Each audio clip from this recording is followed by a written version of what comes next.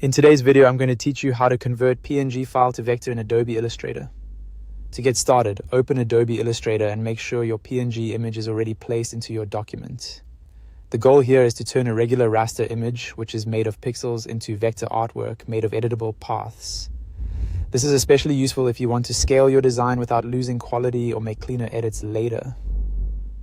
Once your image is in Illustrator, select it using the selection tool. You can do that by clicking on the image or by pressing V on your keyboard to activate the selection tool quickly.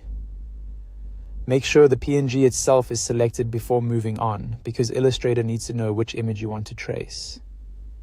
Next, go to the top menu and click Window, then find and select Image Trace. This will open the Image Trace panel, which is where the conversion happens. If you don't see it right away, just look for the panel that appears and keep your selected image active. Now it's time to choose a preset based on the kind of image you're working with. If you're converting a simple logo, black and white logo is usually a great choice because it simplifies the image into clean, bold shapes. If your artwork includes color, you can use presets like 3 colors, 6 colors, or 16 colors, depending on how much color detail you want to keep. For more detailed images, high fidelity photo is the better option because it captures more complexity. After you click a preset, you may notice multiple progress bars appearing one after another. That's completely normal. Illustrator is processing the trace and applying the settings to your image. Just wait until everything finishes before doing anything else.